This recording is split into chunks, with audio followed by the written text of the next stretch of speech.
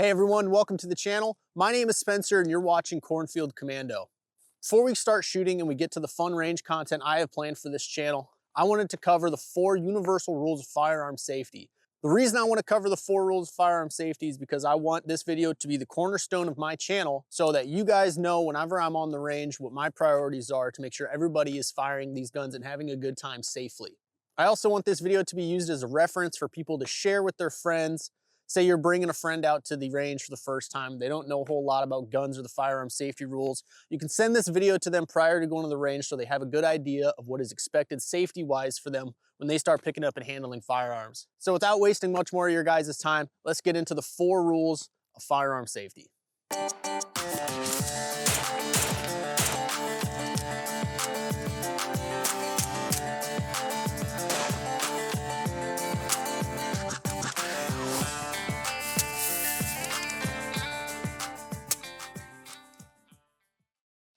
So the first rule of firearm safety is treat every single gun as if it's loaded and know the condition of your weapon. Knowing the condition of your weapon means knowing if there's a magazine in the gun, knowing if the magazine is loaded, knowing if there's a round in the chamber, knowing if there's a magazine and a round in the chamber. Just know the condition of your firearm.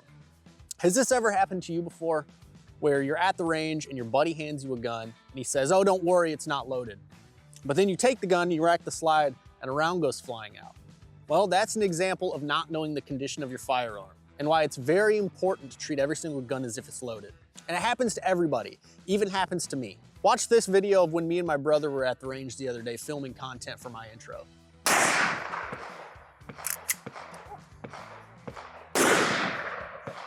Rule number 2, don't point your gun at anything you don't want to shoot.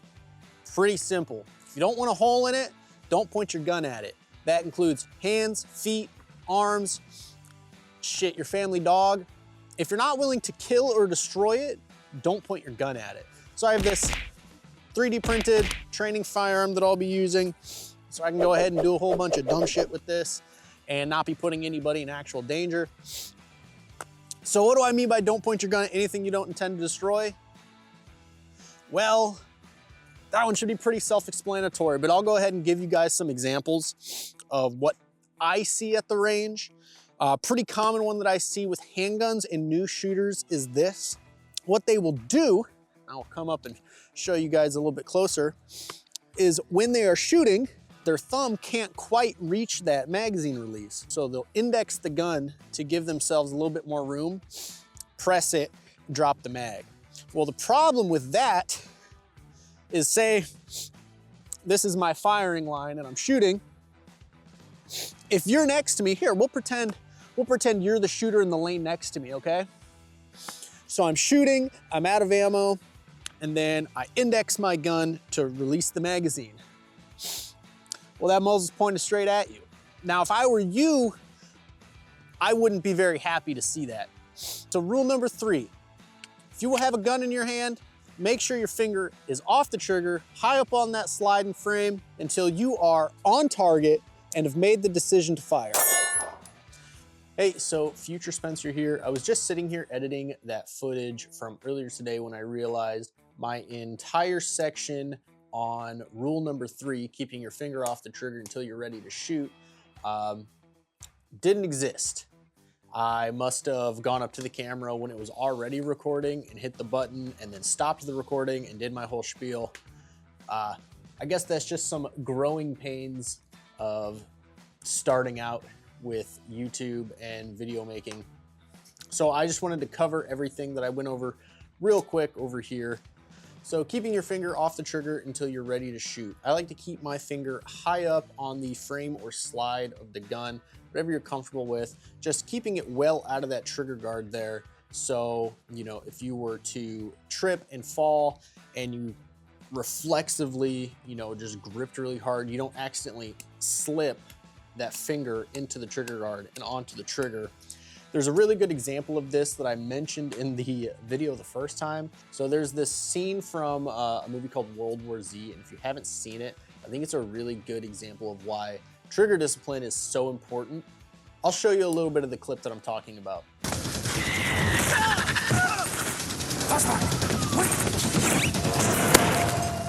So in that clip, Brad Pitt is with a scientist. He's supposed to be like the savior of the world.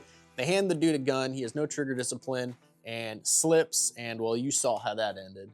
When adrenaline spikes, a lot of the times your body wants to react by tensing up, and if you tense up with that finger on the trigger, all you're gonna do is shoot a round off. It's also very important when holstering or unholstering, whether that be from a side holster or a concealed carry holster, keeping that finger off the trigger is very important so you don't accidentally send a round through your femoral artery or give yourself an unscheduled vasectomy. So now that I've re-recorded this, we're gonna go back to the range. We'll finish out the video there. So last but not least, rule number 4. Always know what your target is and what's beyond it. So today at the range, I'm shooting at Arnold. He's an AR 500 plate on a swinger, but behind Arnold, there's a nice tall berm. So I know if I miss Arnold, my round's gonna sail into that dirt mound over there and not into a child. No.